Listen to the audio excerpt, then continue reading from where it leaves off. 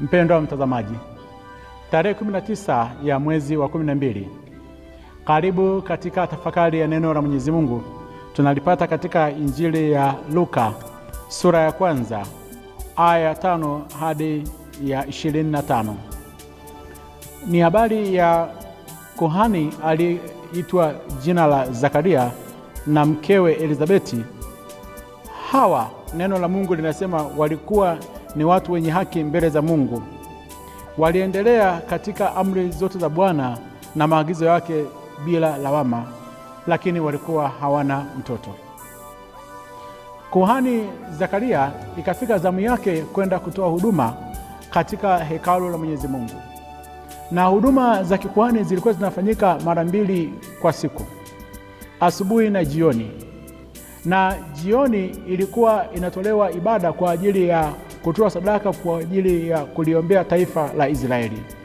Na kila kuhani akiingia humo baada ya kura kuweza kumwangukia, alikuwa anajiona kwamba yeye amebarikiwa sana, na alikuwa akisubiri hiyo siku kwa hamu kubwa, ni namna gani atakavyoweza kufukiza uvumba katika madhabahu ya Bwana, vile vile akitoka nje aweze kuwabariki watu. Alitekeleza majukumu hayo kwa moyo wote katika zamu yake, ingawa ndani mwake alikuwa ana maumivu makubwa. Anawabariki wengine, lakini yeye alikuwa hana mtoto. Kwa sababu za kutokuwa na mtoto, alikuwa ana kila aina ya uwezo wa kuweza kumpa talaka mke wake. Lakini Zakaria aliingoja ahadi ya Bwana kwa kutekeleza majukumu yake hadi ya ukuhani katika ngazi ya taifa, kuliombea taifa, bila kuweza kuangalia yeye ni namna gani amekosa hayo mambo. Tujifunza mambo gani? Waweza kuwa ni mtumishi, unatumika katika mambo makubwa sana ya Mwenyezi Mungu, katika utumishi wa Mwenyezi Mungu au sehemu nyingine yoyote ile, na watu wanabarikiwa kupitia huduma zako, lakini ukakosa baadhi ya vitu vingine vya msingi. Si kwamba Mungu yeye hakupendi na kwamba una dhambi na kwamba hujapata yale ambayo ulikuwa unahitaji kwa sababu una mikosi. Hapana, wakati wa Bwana haujatimia. Katika kalenda ya Zakaria na mke wake Elizabeti, Mwenyezi Mungu aliwaandalia kwamba watakuja kumzaa mtoto ambaye atakuja kupatikana katika uzee wao. Ndipo malaika anatumwa, anamwendea Zakaria akiwa kule hekaluni, na anamwambia maombi yako yamejibiwa mbele za Mwenyezi Mungu. Sala zote ambazo alikuwa anazitoa zimejibiwa mbele ya Mwenyezi Mungu. Elizabeti atapata mimba, atazaa mtoto, na huyu mtoto atakuwa ndani mwake na roho ya Elia, nabii waliyekuwa wakimsubiri. Zakaria akabisha, akambishia malaika, akasema, mke wangu ni kikongwe wa siku nyingi, hawezi kupata mimba.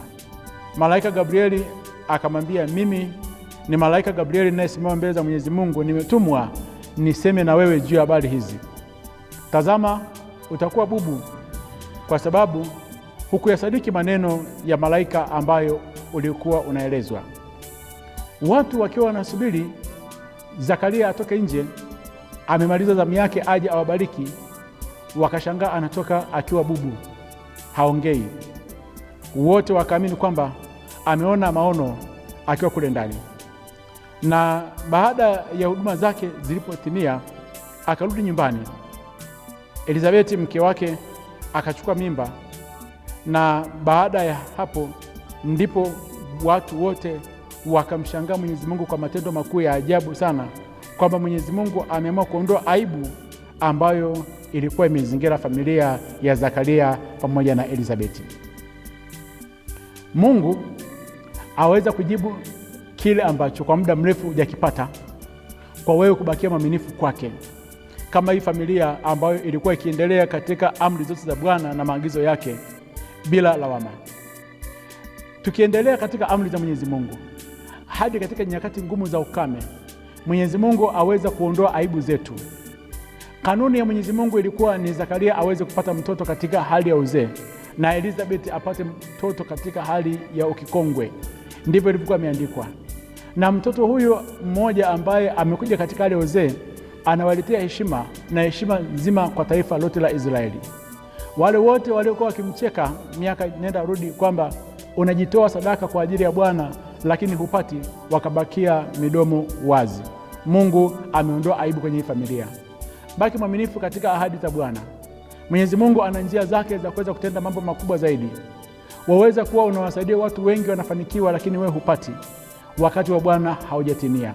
Subiri wakati wa Bwana utimie ndani mwako, huku ukitekeleza wajibu wake Mwenyezi Mungu katika maisha yako.